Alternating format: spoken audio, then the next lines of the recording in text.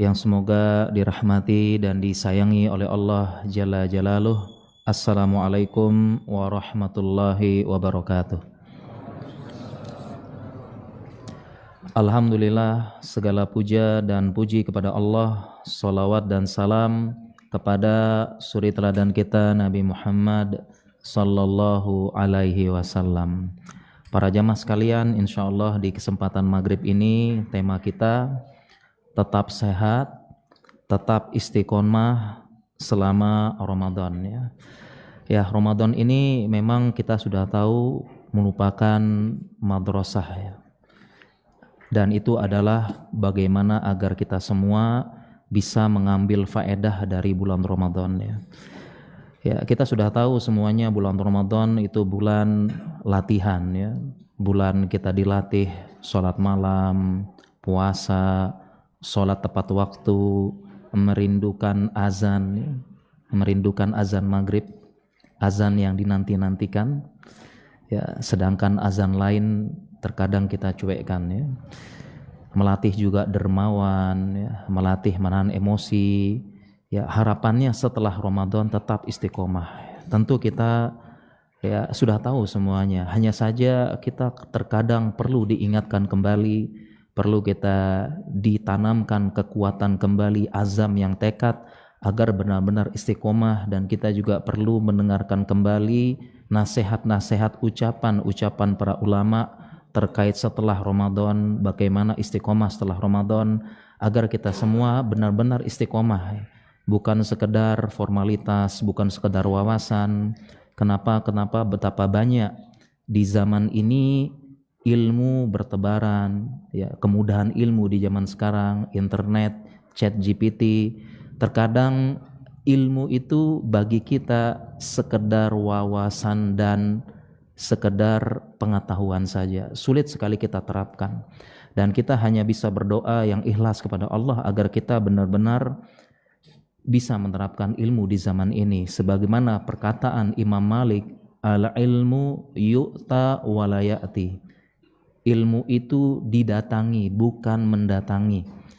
Salah satu yang membuat kita berat istiqomah di zaman ini yaitu kemudahan ilmu yang datang. Al-ilmu yu'ta walayati, ilmu itu didatangi bukan mendatangi. Dan inilah yang diucapkan berbagai macam ulama, Imam Bukhari, Imam Malik, Imam Syafi'i, tatkala sultan datang mengirimkan utusannya kepada ulama, tolong datang ke istana untuk mengajarkan anak-anak sultan dan raja. Maka jawabannya para ulama sama. Al-ilmu yu'ta walayati, ilmu itu didatangi bukan mendatangi. Karena inilah Imam Bukhari diasingkan, beberapa ulama dipenjara karena tidak mau datang, suruh anak raja dan sultan ke sini mendatangi ilmu. Karena mereka semua tahu bagaimana pentingnya ilmu, keberkahannya ilmu kalau kita datang. Ya, jadi jangan kita meremehkan mendatangi majelis ilmu ya, terutama setelah Ramadan. Jangan sekali-kali. Dan ini godaan terbesar di zaman ilmu ini, ilmu mendatangi kita. Ilmu mendatangi kita. Ya, kita buka WhatsApp, ilmu datang di berbagai macam grup. Kita buka Instagram dan sebagainya, ilmu datang, nasihat dan sebagainya. Inilah yang menyebabkan ilmu ini tidak berkah, dan inilah salah satu penyebab tidak istiqomah di zaman ini.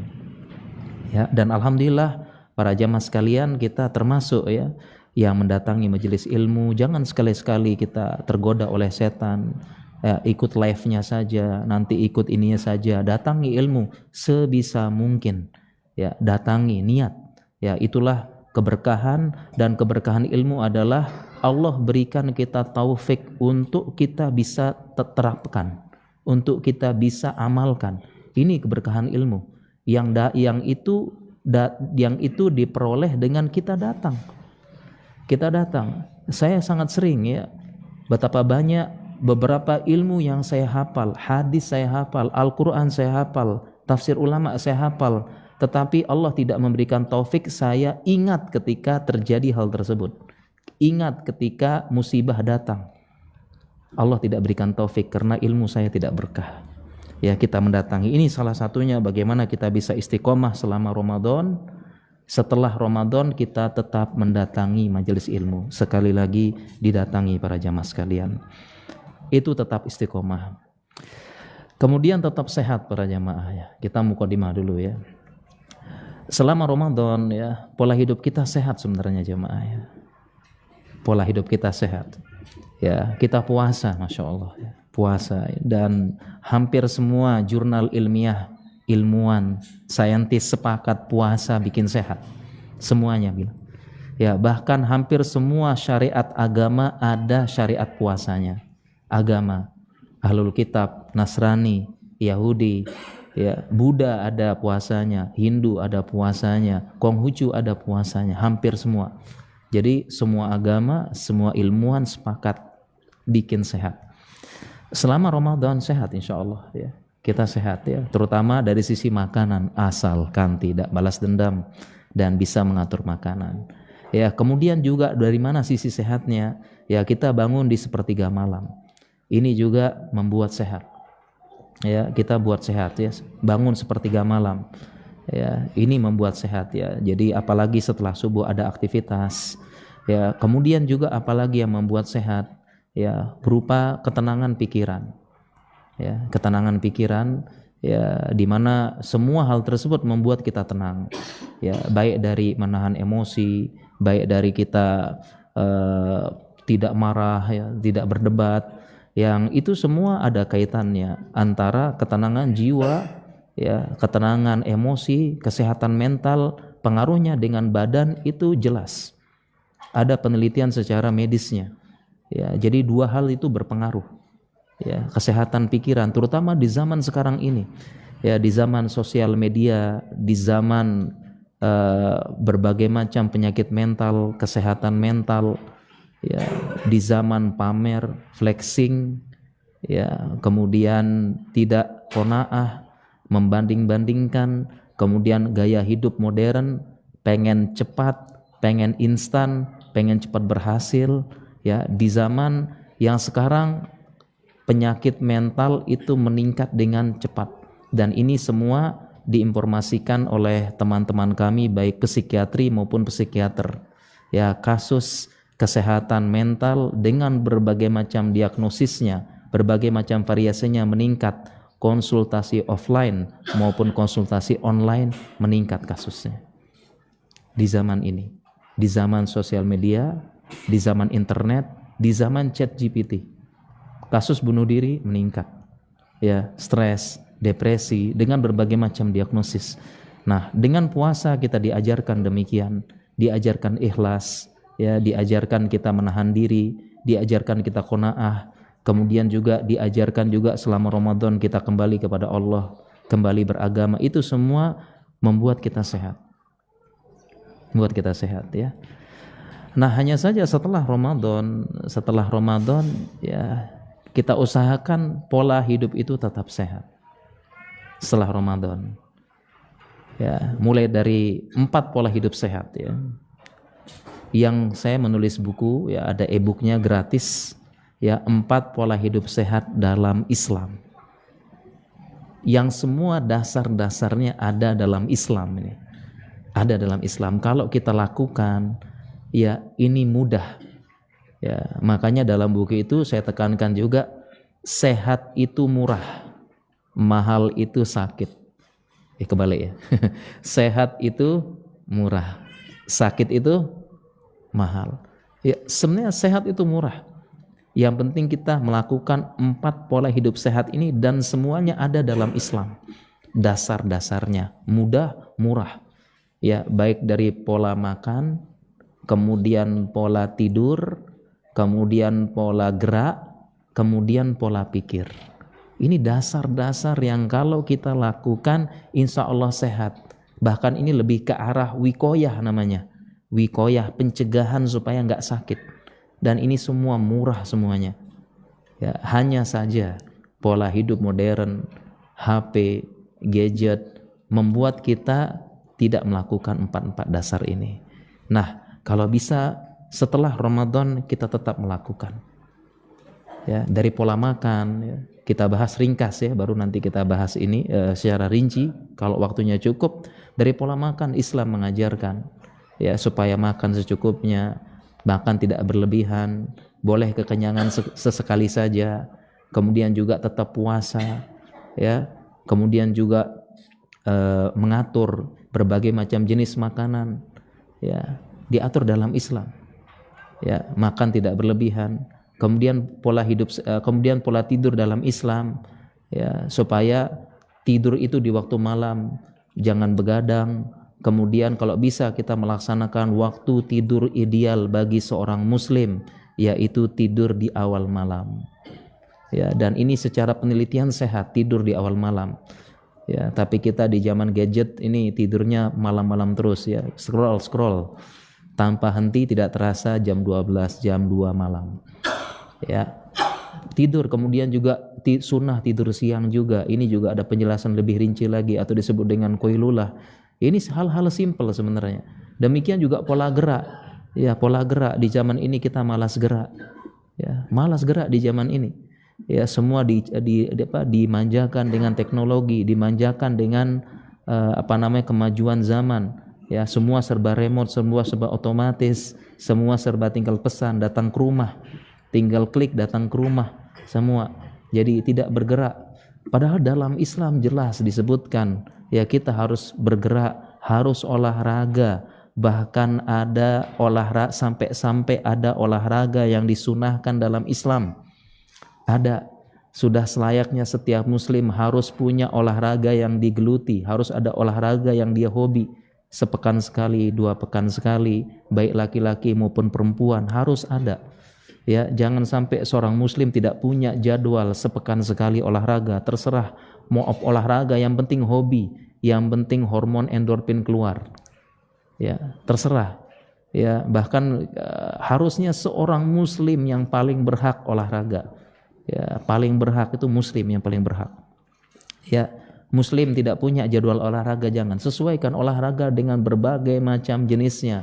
Baik olahraga beban, olahraga kardio, jenisnya ada, ilmunya ada. Sesuai mau tua, muda, masih anak-anak, remaja, olahraga untuk yang sakit lutut, olahraga yang untuk sakit perutnya, olahraga yang untuk sakit punggungnya, ada semua. Jadi no excuse, tidak ada alasan, la uzrul yaum, tidak ada uzur hari ini. Seorang muslim harus ada jadwal olahraga, paling berhak. Karena Islam mendorong sampai ada olahraga yang disunahkan. Ya, ada olahraga yang disunahkan. Harus ada. Cari banyak jenisnya, no excuse. Harus ada. Ya, harus ada. Kemudian setelah pola makan, pola tidur, pola gerak, sekarang pola pikir jelas ya. Seorang muslim jelas ya. Ya, harus tenang pikirannya, harus stabil. Ya, dengan prinsip-prinsip, dengan keimanan qadha dan qadar. Ya, artinya seorang muslim wajar ya, wajar dia sedih, kecewa ya, kemudian mungkin dia terguncang sedikit ya, mendapatkan tekanan, itu wajar seorang muslim. Ya, yang tidak wajar adalah berkepanjangan, kronis, sehingga sudah menjadi berbagai macam sebab-sebab penyakit. Ya, ini pola hidup sehat insyaallah yang kita terapkan setelah Ramadan. Para jamaah tadi sekilas ya, bagaimana istiqomah setelah Ramadan dan tetap sehat setelah Ramadan. Sekarang kita mulai masuk pembahasan bagaimana kita istiqomah setelah Ramadan. Masya Allah ya, para jamaah sekalian, ada banyak perkataan-perkataan ulama tentang bagaimana istiqomah setelah Ramadan. Ya, saya bawakan satu saja perkataan para ulama yang menunjukkan pentingnya perhatian para ulama setelah Ramadan. Di antaranya perkataan Ibnu Rajab Al-Hambali, beliau mengatakan qala ba'du salaf, sebagian ulama dulu berkata, kanu yad'ullaha sittata ashhurin ayyubalighahum Ramadan. Dulu para orang-orang soleh sebelum kita, mereka berdoa kepada Allah 6 bulan. 6 bulan sebelumnya agar disampaikan di bulan Ramadan. Ya, jadi mereka 6 bulan sebelumnya sudah doa agar disampaikan di bulan Ramadan. Kalau kita kemungkinan ya Sya'ban, Rajab itu ya. sebulan atau 2 bulan ya sebelum Ramadan. Kita berdoa Allahumma balighna Ramadan. Mungkin ini pembahasan sudah lewat. Kita lihat perkataan selanjutnya, tsumma yad'unallaha sittata asyhurin ayyataqabbala minhum. Kemudian para ulama, orang-orang soleh sebelum kita itu berdoa 6 bulan setelahnya agar amal-amal selama Ramadan itu diterima oleh Allah Subhanahu wa taala. Ya. Jadi 6 bulan setelah Ramadan ya, bahkan Ramadan, Syawal, Zulqa'dah, Zulhijjah dan seterusnya, Muharram dan seterusnya itu masih berdoa 6 bulan sebelumnya agar diterima amalannya. Mungkin sebagian dari kita menganggap ini berlebihan ya. Kok bisa ya? 6 bulan.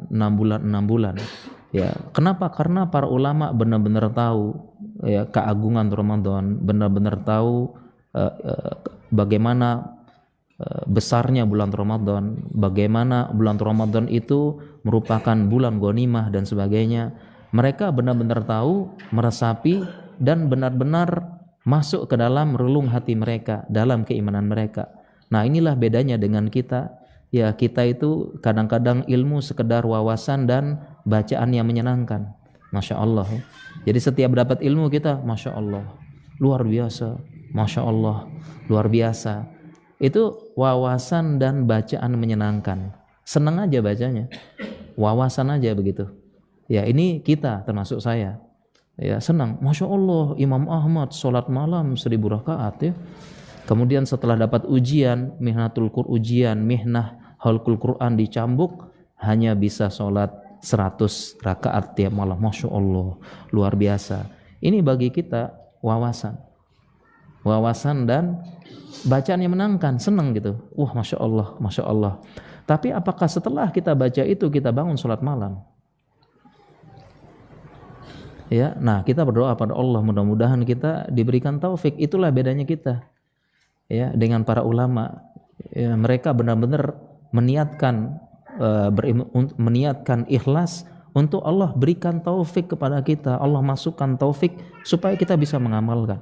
Sedangkan kita cuma wawasan, bacaan yang menyenangkan, atau sumber share, sumber keramaian dan sebagainya. Ya, demikian juga para ulama.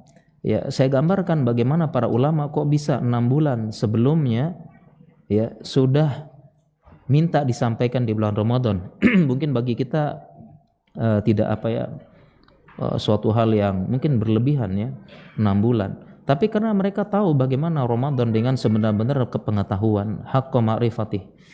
Ya, mereka tahu. Ya, contohnya misalnya sekarang ya ada bentar lagi momen Piala Dunia. Ya, sebentar lagi katanya momen Piala Dunia. Dapat informasi tiket sudah habis. Berapa bulan sebelumnya tiket sudah habis, sudah di-booking. Kenapa? Karena yang booking tahu bagaimana besarnya, agungnya momen Piala Dunia. Ya, dia tahu.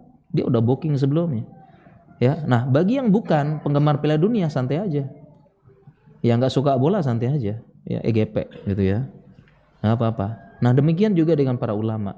Nah, demikian juga bagaimana para ulama, kenapa mereka berdoa agar amalnya diterima 6 bulan, semoga amal itu diterima. Kenapa? Mereka tahu besarnya Ramadan. Ya, besarnya amal Ramadan ini, mereka bersungguh-sungguh supaya amalnya diterima oleh Allah Subhanahu wa taala. Ya. Kita lihat bagaimana contoh misalnya para ulama menyebutkan ya, salah satu di antara kita panen pahala di bulan Ramadan itu adalah, kita ceritakan satu aja ya. Contohnya malam Lailatul Qadar ya. Malam Lailatul Qadar ya, kita sudah tahu satu malam bahkan lebih baik ya, ingat lebih baik ya. Kadang-kadang sama bukan. Yang benar lebih baik kita konversi menjadi tahun 84 tahun 3 bulan. Itu lebih panjang dari umur kita. Lebih panjang dari umur kita. Ya, bayangkan satu malam lebih panjang dari umur kita. Ya, bahkan kalau kita umur kita ambil dari hadis Nabi 60 sampai 70 tahun, ya itu tidak semuanya diisi ibadah. Ya, tidur kita 8 jam. Jadi sepertiga hari udah buat tidur. Ya, misalnya 60, ya 20 tahun kerjaan kita tidur saja. Bukan ibadah. kemudian kerja sana, kerja, berinteraksi, melakukan hobi dan sebagainya. Jadi selama 24 jam anggap kita ibadah cuma 1 jam saja, sholat, ngaji dan sebagainya. Ya, jadi 1/24 jam. Ya, dari umur 60 tersebut. Ya, paling berapa? Ya, berapa kita ibadah? Sedikit sekali. Ya, sampai-sampai jadi sangat rugi ya. Ibadah 1 malam ya yang lebih baik daripada seluruh umur kita kemudian enggak diterima gitu. Ya, enggak diterima. Ini kan rugi yang besar gitu. Rugi yang besar, sangat rugi sekali, enggak diterima. Kerugian lebih besar dari ibadah seumur hidup kita. 1 malam saja, bahkan lebih baik disebutkan. Ini kan kalau enggak diterima sangat rugi besar. Ya, seperti itu. Sampai-sampai para ulama mengatakan kenapa para umat Islam meskipun umurnya singkat tetapi lebih mulia daripada umat-umat sebelumnya, salah satunya karena ada Lailatul Qadar. Lailatul Qadar hanya ada pada umat Muhammad SAW. Ini penjelasan ulama. Kenapa umat Muhammad SAW umurnya sebentar, tapi lebih mulia daripada umat-umat sebelum kita yang umurnya ribuan tahun. Ya, Nabi Nuh umur 1000 sekian. Ya, contoh kita ambil umat Nabi Nuh, ya umurnya 1000 sekian. Ada di antara umat Nabi Nuh juga yang abid ibadah seperti kita. Ya. Jadi umat-umat terdahulu itu bahkan ada yang abid, ubad. Mereka tuh hidupnya ibadah saja. Ada. Kita baca-baca kisah-kisah umat-umat sebelumnya. Enggak kayak kita. Ya, tidak seperti kita kerja, kita apa. Tapi ada yang dulu umat-umat sebelumnya tuh mereka benar-benar jadi ibadah. Ya. Ibadah. Ya, seperti itu. Ya. Sebagaimana ibunya Nabi Isa kan dinazarkan supaya dia jadi ibadah. Jadi kerjanya ibadah saja. Kita anggap umat-umat sebelumnya, kisah-kisah Bani Israel juga ada, umat-umat sebelumnya ada. Dia tinggal di sebuah pulau ibadah terus. Ada. Ya, jadi umat-umat sebelumnya kita anggap umat Nabi Nuh, ya, umurnya 1000 sekian tahun. Ya, dia ibadah terus atau anggap ibadah seperti kita. Maka secara logika matematika tentu umatnya Nabi Nuh yang ibadah terus dengan kita lebih mulia mereka. Karena mereka ibadah ribuan tahun, kita cuma sebentar. Nah, kenapa penjelasan lama? Karena Lailatul Qadar ini. Ya, 84 tahun. Ya, kita 10 tahun sudah anggap berapa? Sudah 840 tahun. Bahkan lebih baik katanya. Seperti itu. Nah, makanya sangat rugi kalau kita tidak amal ibadah kita tidak diterima selama bulan Ramadan. Makanya kita benar-benar ikhlas, kita benar-benar harus ya bagaimana agar kita bisa amal ibadah kita diterima selama bulan Ramadan. Ya. Bahkan bahkan ya para ulama membuat penjelasan kaidah dan ini ada dalam kitab tauhid. Ya. Yang lebih penting dari beramal adalah keikhlasan setelah beramal. Jadi dalam kitab tauhid dijelaskan ya. Terkadang orang dimudahkan beramal. Dimudahkan beramal oleh Allah, tapi yang berat ini adalah menjaga setelahnya. Ya, betapa banyak orang yang ketika beramal kemudian setelahnya berubah dengan pujian, dengan apa dan sebagainya. Banyak berubah. Ya, dan para ulama memisalkan dengan di antara dalil agar kita ikhlas setelah beramal, banyak dalil-dalilnya. Yang ditekankan para ulama adalah perbuatannya Nabi Ibrahim. Ya, ketika wa isyarfa'u Ibrahimul qawaida minal baiti wa Ismailu, tatkala Nabi Ibrahim meninggikan pondasi dari Ka'bah, ya disebutkan yarfa'u meninggikan karena Nabi Ibrahim itu begitu dapat wahyu, di situ sudah ada pondasi Ka'bah. Beliau tinggal tinggikan saja. Ya, karena pendapat terkuat Ka'bah itu ada yang mengatakan dibangun di zaman Nabi Adam. Ya, kemudian hancur oleh banjir, ya tapi pondasinya masih ada. Makanya yarfa'u sekedar menaikkan lagi. Ya, Nabi Ibrahim lihat sudah ada. Ya, karena masjid yang paling pertama di muka bumi adalah Mekah. Ya, inna awwala baitin wudi'a lin-nasi lalladzi bi Bakkah. Sesungguhnya rumah Allah yang pertama kali dibangun adalah di Bakkah, atau Bakkah ini nama lainnya Mekah. Ya, dibangun ditinggikan oleh Nabi Ibrahim wa Ismailu, dan Nabi Ismail ditinggikan. Kemudian setelah itu berkata Rabbana taqabbal minna. Ya, jadi Nabi Ibrahim pertama beliau nabi. Yang kedua membangun Ka'bah atas perintah Allah. Yang ketiga yang dibangun adalah Ka'bah. Tapi setelah itu masih berdoa agar amalnya diterima. Kita siapa? Bukan nabi. banyak bermaksiat. Ya, yang kita lakukan kadang-kadang amalnya salah, kadang-kadang nggak sesuai sunnah. Ya, kadang-kadang atau bercampur ya amalnya. Ya, kemudian itu kadang-kadang yang memerintahkan adalah hawa nafsu, memerintahkan apa? Tapi bagi kita dengan PD-nya diterima seperti itu. Kemudian bahkan para jemaah sekalian, terkait dengan amal yang diterima ini, ya ada ayat yang sampai Aisyah itu salah sangka. Sampai Aisyah salah sangka. Allah berfirman, walladzina yu'tuna ma ataw wa qulubuhum wajilah annahum ila rabbihim raji'un. Ada ayat yang berbunyi, orang-orang yang memberikan apa yang telah mereka berikan, maksudnya telah beramal. Kemudian wa qulubuhum wajilah. Kemudian hati mereka takut. Ya, takut kepada Allah. Ya, mereka melakukan sesuatu, melakukan amalan, kemudian hati mereka takut kepada Allah. Ya, Aisyah itu berpikir berarti orang ini nih orang yang bermaksiat gitu. Ya, dia takut gitu ya. Dia takut. Kemudian Aisyah bertanya, ahumul ladzina yasrabuna al-khamra wa yasrikun? Mereka ini orang yang apa? Aisyah nanya kepada Nabi, apakah orang mereka ini yang minum khamar sama mencuri? Kemudian mereka takut gitu. Ya, maka Nabi menjawab, "Ya, la, bukan. Ya bintas Siddiq, bukan itu wahai anaknya Siddiq. Walakinnahumul ladzi yasumuna wa yusalluna wa yatasaddaquna wa hum yakhafu alla yaqbala minhum." Ya, justru yang ayat ini maksudnya adalah orang yang mereka puasa, salat, sedekah, tapi takut tidak diterima. Ya, jadi sampai Aisyah itu salah mengira itu orang yang takut adalah orang yang ayat ini berbicara tentang orang yang bermaksiat kemudian bertobat. Ini kan bagus ini ya. Bermaksiat baru bertobat. Qulu muwajilah. Ternyata tidak.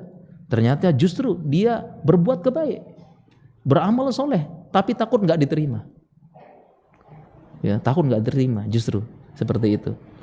Ya, justru ini yang lebih penting. Makanya para jamaah sekalian rahmat Allah Subhanahu wa taala, ya, kita harus terus berharap ya Ramadan kita jangan sia-sia, dan kita terus berdoa agar amal kita selama bulan Ramadan diterima oleh Allah Subhanahu wa taala. Kemudian bagaimana tanda? Sekarang kan kita bertanya-tanya ya, bagaimana tanda amal ibadah kita selama bulan Ramadan diterima oleh Allah Subhanahu wa taala? Apa tandanya? Dan ternyata tandanya ada kaitannya dengan istiqomah. Kan kita wajilah ya, kita khawatir, harap-harap cemas. Yad'unana raghaban wa rahaban. Ya, berharap-harap cemas, itulah seorang muslim. Ya, sekarang kita bagaimana nih? Ya, supaya selama amal Ramadan kita diterima oleh Allah Subhanahu wa taala. Dari mana kita tahu? Kita akan berharap jangan-jangan. Nah, supaya kita tenang, mutmainnah, ya, bagaimana kita tahu? Caranya adalah sebagaimana yang dijelaskan oleh para ulama, yaitu kaidah inna min alamati qabulil hasanah al hasanata ba'daha. Di antara tanda diterimanya amal kebaikan adalah kebaikan setelahnya. Ya. Di antara tanda diterimanya amal kebaikan adalah kebaikan setelahnya. Oh, belum ya? Oke. Jadi ini tanda. Jadi kita jangan juga terlalu khawatir, jangan terlalu sedih juga, jangan sampai gelisah ya. Para ulama sudah kasih kunci. Ya, inna min alamati qabulil hasanah al hasanata badah. Di antara tanda diterimanya kebaikan setelahnya. Artinya apa? Di antara tanda diterimanya amal puasa kita masih puasa setelahnya. Di antara tanda diterimanya sholat malam kita masih sholat setelahnya.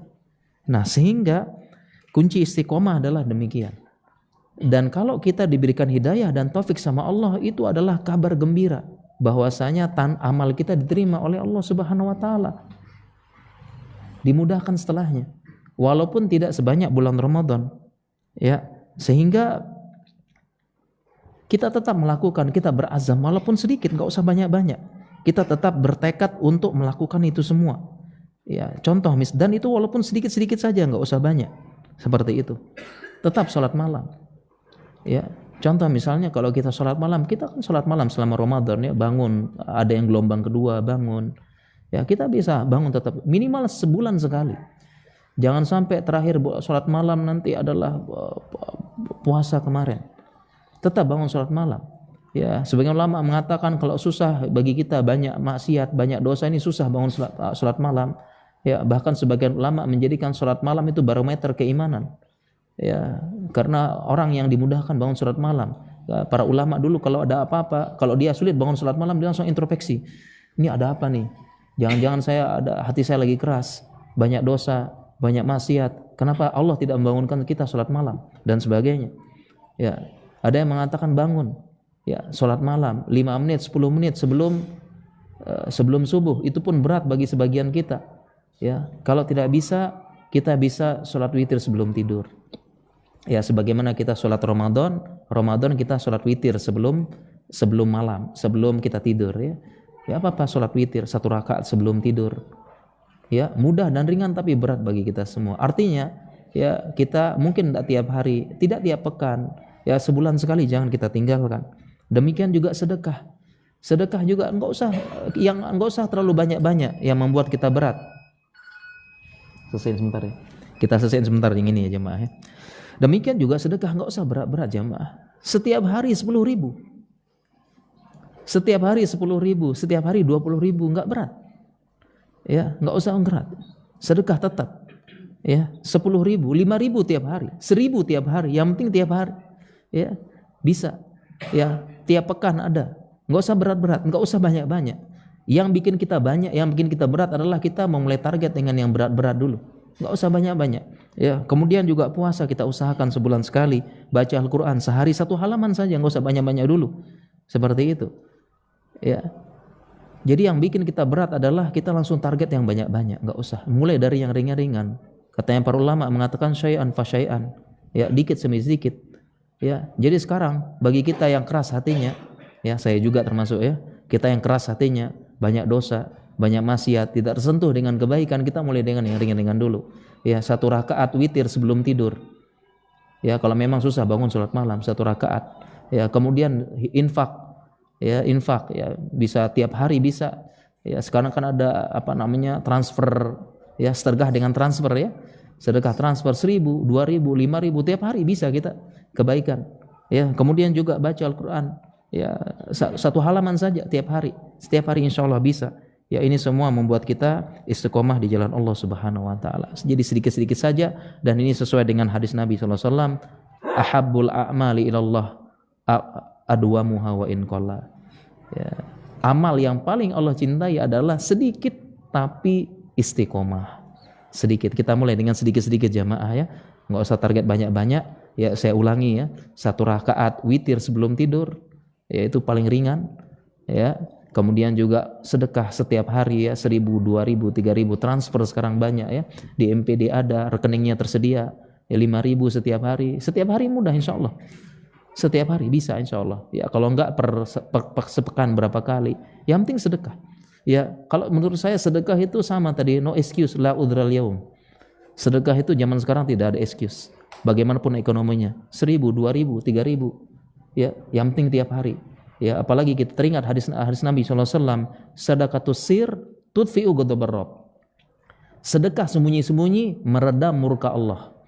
Ya, kadang-kadang kita banyak melakukan hal-hal yang ya jangan-jangan Allah murka sama kita. Kita sudah tahu hadisnya, sudah tahu dalilnya, kita langgar. Ya, jangan-jangan Allah murka, kita menyuruh kepada orang lain.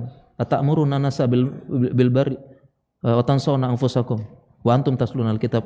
Kita itu memerintahkan manusia kebaikan, kita dakwah, kita apa? Tapi kita yang melanggar. Ini jangan-jangan Allah murka sama kita. Ya, makanya kita sedekah sembunyi-sembunyi, tudfi'u ghadabar rabb. Ya, semoga meredam murka Allah Subhanahu wa taala dan memudahkan hidup kita. Sudah? Azan. Baik para jamaah sekalian, insyaallah mungkin demikian bisa kita sampaikan ya. Materi masih banyak sebenarnya ya. Apalagi yang bagian kesehatan belum, tetap sehat, tapi nanti insyaallah kita bisa bahas di tanya jawab insyaallah ya. Baik, mungkin sekarang silakan azan dulu, fali azin muazin. Fadhol.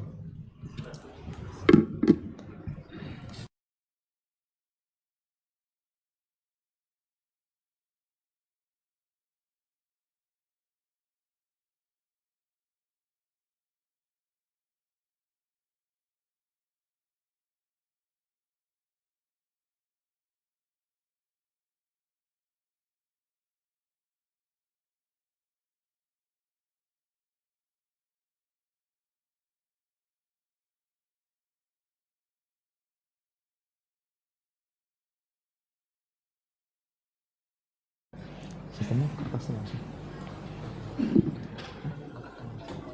Ya. Ya, informasinya langsung bisa angkat tangan silahkan yang ingin bertanya seputar tetap sehat maupun istiqomah selama setelah Ramadan insyaallah. Monggo bagi jamaah ikhwan yang ingin bertanya bisa langsung mengangkat tangannya. Dan bagi akhwat yang ingin bertanya dapat mengirimkan melalui nomor admin kajian MBD di 0821 4360 6366. Silakan jamaah.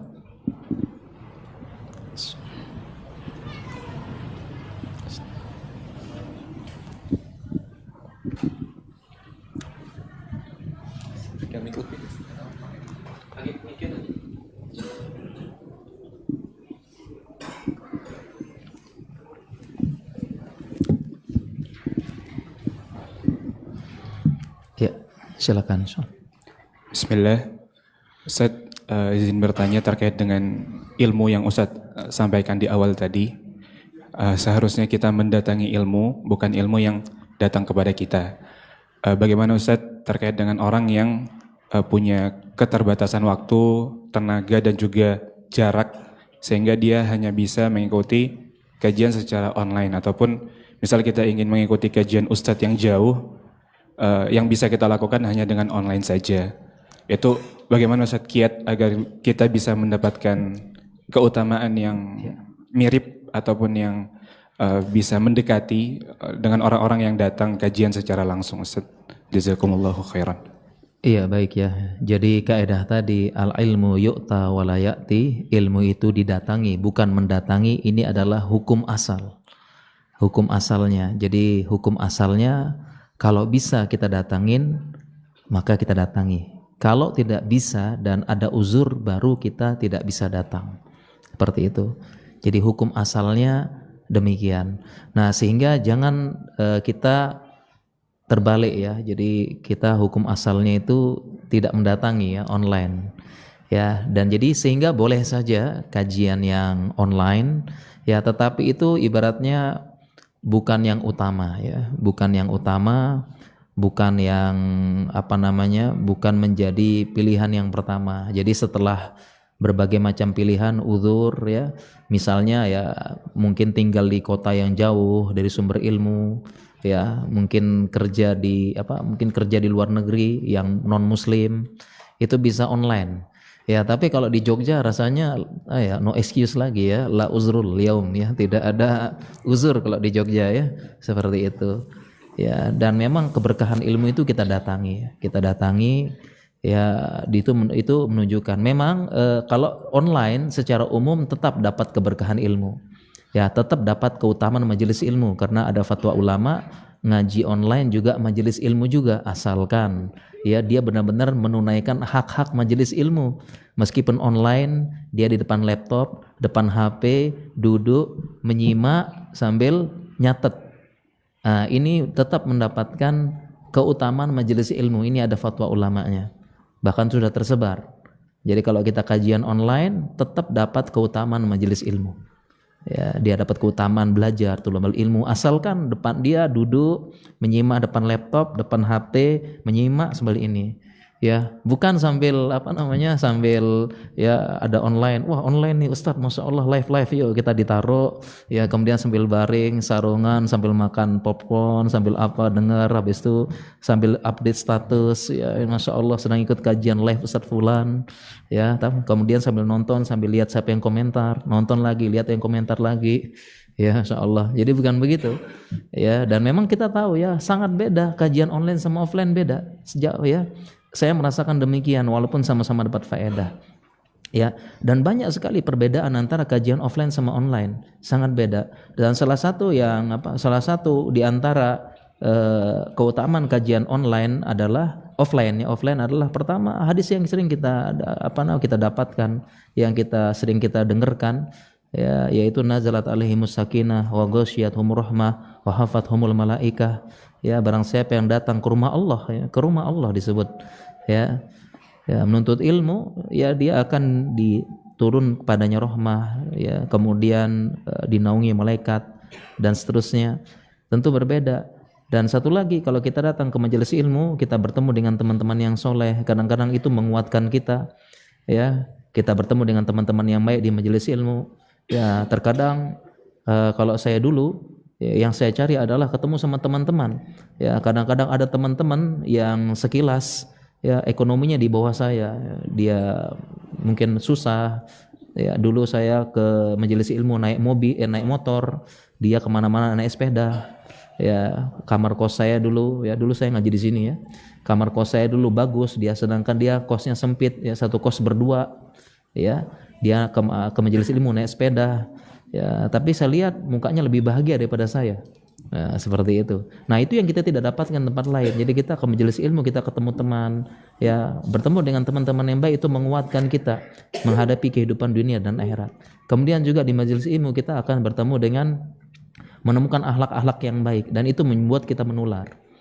Ya, bahkan sebagian ulama dulu ya, bahkan ulama sangat paham dulu yang paling penting dari majelis ilmu itu adalah memperbaiki adab dan akhlak, karena bertemu dengan gurunya, bertemu dengan teman-teman yang baik.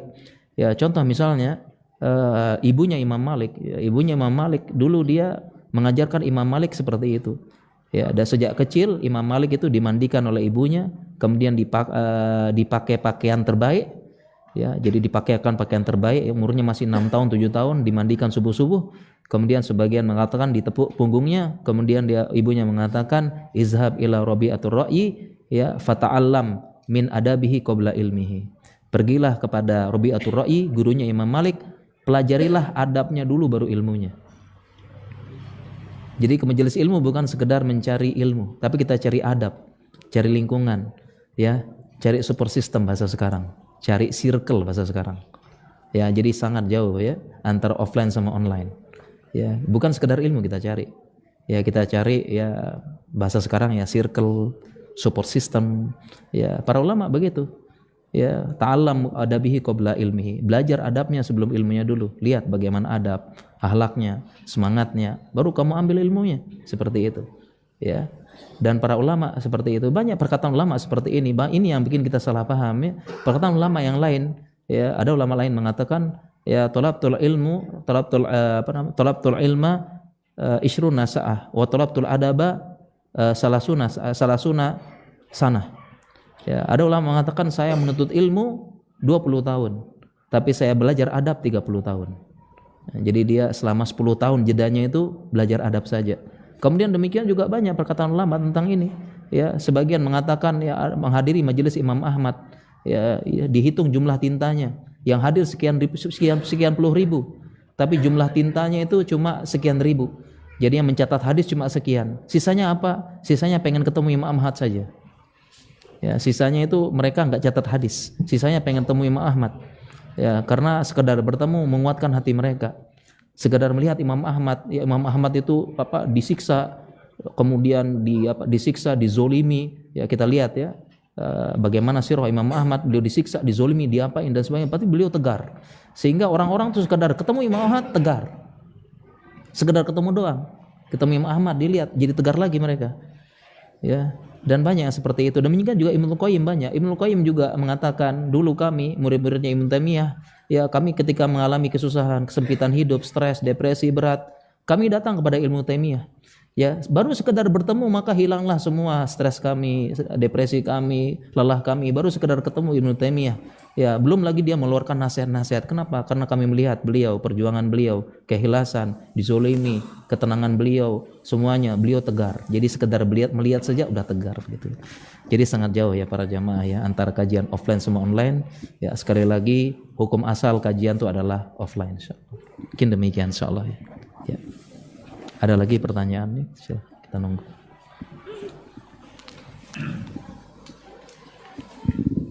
Assalamualaikum warahmatullahi wabarakatuh. Waalaikumsalam warahmatullahi wabarakatuh. Boleh saya bertanya? Ya, silakan Pak. Apakah baik atau tidak kalau misalnya setelah sholat isya, terus kita ba'da isya, setelah itu kita sholat witir?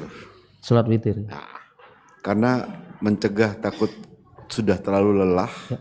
Terus kita ketiduran, bangunnya udah subuh. Ya. Itu Ustaz. Terima kasih. Jazakumullah. Masya Allah. Ini pertanyaan yang bagus. Apakah setelah sholat isya kita sholat witir langsung ya?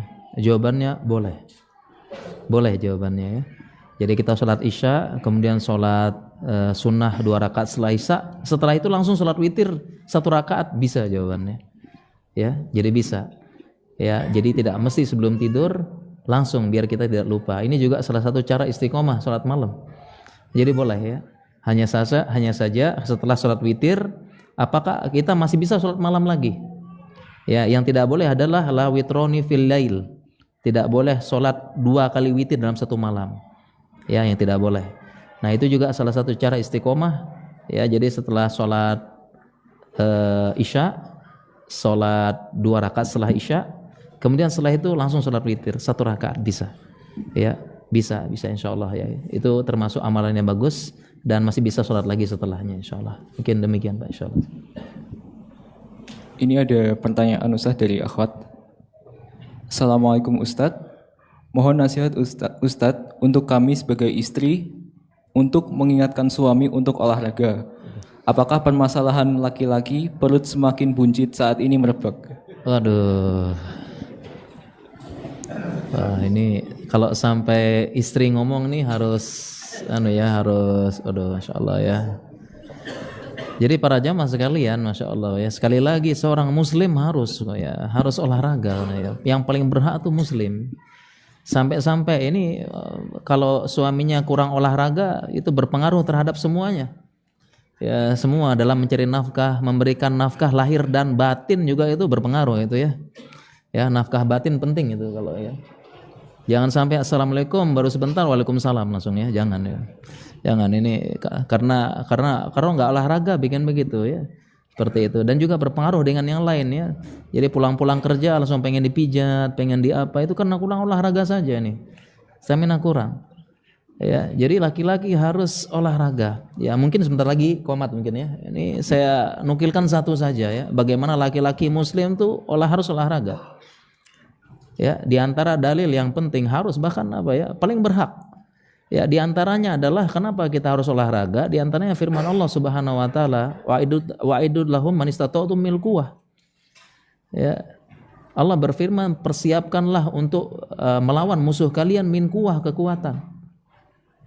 Kekuatan diperintahkan. Ya, itu kekuatan apa? Kekuatan untuk jihad. Persiapkan kekuatan fisik maupun kekuatan militer. Kita disuruh bersiap-siap. Ya, makanya konsep wajib militer itu sebenarnya konsep Islam sebenarnya. Konsep wajib militer. Semuanya harus siap. Kenapa? Seorang muslim harus siap suatu saat diserang. Dia harus siap perang. Harus kuat. Ya. Ya, harus siap ada panggilan jihad. Ini konsep wajib militer, konsep muslim. Muslim harus siap. Suatu saat dipanggil jihad harus kuat. Harus siap. Ya, baik jihad tolak menyerang maupun difa, minimal jihad difa kalau kita diserang. Ya kan? Jangan sampai nanti ada panggilan jihad seorang muslim laki-laki, panggilan jihad ya, baik jihad difa misalnya kita diserang, tiba-tiba kita akan terkenal dengan perang gerilya. Ya, kaum muslimin pergi ke gunung. Sekarang kaum muslimin semua kita perang gerilya. Kita diserang. Sekarang kita sementara lari ke gunung dulu bersembunyi. Ternyata kita baru lari ke gunung, baru lari 5 meter, ada yang tewas, ada yang sakit, ada yang cedera, sampai gunung masuk angin, minta dikerok dan sebagainya. Ini gimana? Fisik nggak kuat, nggak siap lari. Ya, kemudian disuruh angkat senjata. Ternyata senjata saya pernah pegang 10 kilo beratnya. Senjata itu 10 kilo beratnya. 10 kilo. Ini jangan-jangan baru pegang doang sudah gemeteran. Ya, demikian juga pedang di zaman Nabi. Saya pernah pedang di zaman dulu. Saya pernah lihat museum di Turki, pedangnya ternyata 2 meter. Pedang 2 meter, Pak. Dilihatin pedang perang zaman dulu 2 meter. Diperkirakan beratnya 12 sampai berapa belas kilo. Ini baru ngangkatnya ya udah enggak kuat. Apalagi ngayun. Gimana seorang muslim seperti ini? Makanya muslim paling berhak, jangan sampai yang laki-laki disuruh lari 5 menit ada yang tewas. Ya, ada yang tersengal-sengal, ada yang pura-pura pingsan, baru suruh lari 5 menit. Enggak, muslim juga begitu. Harus kuat. Ya, harus kuat. Muslim push up, squat, apa dan sebagainya harus muslim. Ya, jangan sampai ngangkat senjata ngos-ngosan. Ya, fungsi wajib militer seperti itu ya. Jadi mulai sekarang insya Allah, dan itu untuk kebaikan kita semua, untuk sehat. Sebenarnya dengan olahraga kita ngapa-ngapain enak. mau safar enak, ya mau ini enak, ya kuat, nggak gampang capek, ya, dan sebagainya. Sebenarnya banyak manfaat dari olahraga ya, kapan-kapan kita bahas, dan seorang muslim paling berhak insyaallah ya. Mungkin demikian insyaallah yang motivasi insyaallah ya. Mungkin demikian para jamaah sekalian rahmati Allah Subhanahu wa taala. Mudah-mudahan kita tetap sehat dan tetap istiqomah selama bulan Ramadan, dan semuanya untuk mendatangkan ridho Allah. Dengan Allah ridho, maka Allah akan masukkan kita ke surga Allah Subhanahu wa taala. Subhanakallahumma bihamdika asyhadu an la ilaha illa anta astaghfiruka wa atubu ilaik. Wassalamualaikum warahmatullahi wabarakatuh. Ada